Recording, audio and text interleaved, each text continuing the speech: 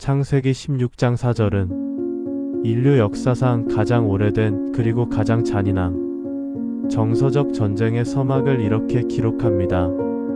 아브람이 하갈과 동침하였더니 하갈이 임신하매 그가 자기의 임신함을 알고 그의 여주인을 멸시한지라. 이 짧은 구절 속에는 한 지붕 아래 세 사람의 일그러진 욕망과 그 틈새를 파고든 시기와 질투라는 치명적인 독소가 응축되어 있습니다. 사례, 그녀는 당대 최고의 권력자의 아내이자 기품 있는 여주인이었습니다. 하지만 불임이라는 결핍은 그녀의 자아를 서서히 갉아먹었습니다. 가인이 자신의 제사가 거절당했을 때 느꼈던 그 거절감이 사레에게는 텅 빈 자궁이라는 현실로 찾아온 것입니다. 사레는 가인이 성을 쌓았듯 인위적인 해결책을 설계합니다. 자신의 여종 하갈을 남편의 품에 밀어 넣은 것이죠. 심리학적으로 이는 자신의 결핍을 타인을 통해 대리 충족하려는 투사적 동일시이자 상황을 통제하려는 지독한 방어 기제였습니다. 하지만 사레의 계산은 빗나갔습니다. 하갈의 임신은 사레에게 승리가 아닌 처절한 나르시시즘적 상처를 남겼습니다. 하갈의 눈빛이 변하자 사레의 내면에는 가인이 가졌던 것과 동일한 사리와 분노가 끓어오릅니다.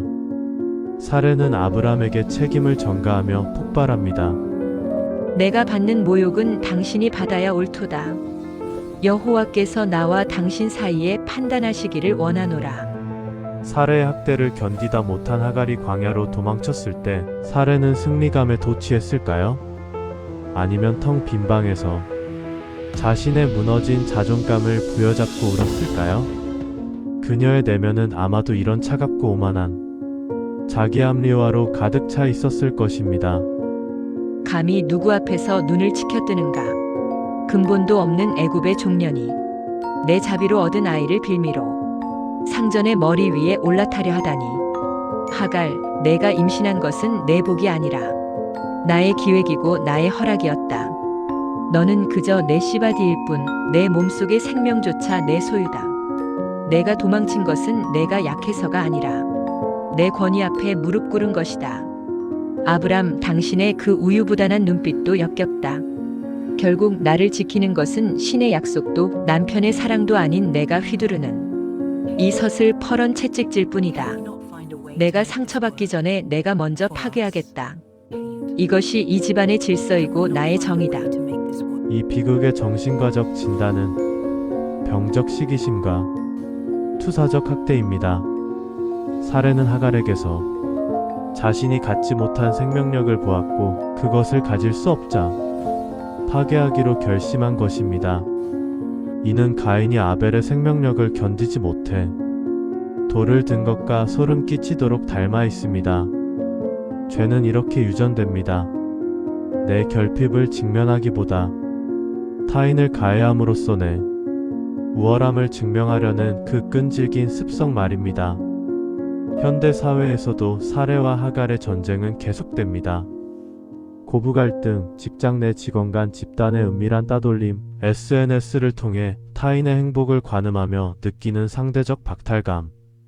우리는 오늘도 누군가의 하갈이 되기도 하고 누군가를 학대하는 사례가 되기도 합니다. 저 사람만 없으면 내가 행복할 텐데라는 생각, 그것이 바로 가인의 후예들이 품은 가장 오래된 살인 병기입니다. 그러나 하나님은 이 추악한 질투의 현장을 외면하지 않으셨습니다. 광야에서 울고 있는 하갈에게 나타나 말씀하십니다. 하갈아, 내가 어디서 왔으며 어디로 가느냐? 여호와께서 내 고통을 들으셨음이니라. 하나님은 사레의 학대를 정당화하지 않으셨고 하갈의 눈물을 잊지 않으셨습니다. 비록 인간들의 질투와 시기로 얼룩진 역사가 이어질지라도 하나님은 그 고통의 현장을 지켜보고 계시는 엘로이 감찰하시는 하나님이셨습니다.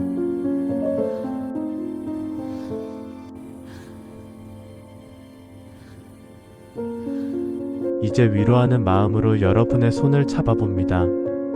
여러분, 긴 인생 살며 누군가를 지독하게 미워해 본 적 없으신 분이 어디 있겠습니까?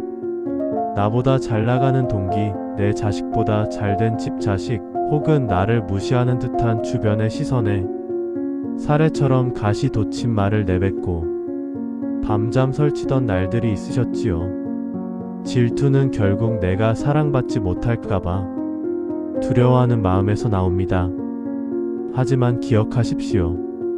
사례가 하갈을 쫓아낸다고 해서 그녀의 불임이 해결된 것은 아니었습니다. 우리의 평안은 남을 이기는 데 있지 않고 내가 이미 하나님의 귀한 자녀라는 사실을 받아들이는 데 있습니다. 남의 집 꽃밭이 아름답다고 해서 내 마당에 꽃이 시드는 것은 아닙니다. 오늘 내 마음속에 웅크리고 있는 사례의 채찍을 내려놓으세요. 그리고 하갈의 눈물을 닦아주신 그 하나님의 시선을 여러분 자신에게 돌려보세요.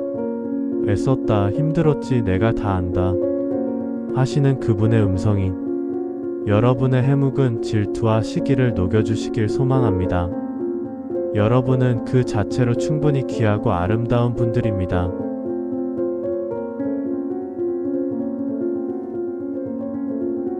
오늘 영상 재미있게 보셨나요? 구독과 좋아요는 많은 이들에게 이 영상을 노출하여 여러 사람에게 하나님의 사랑을 널리 전파합니다.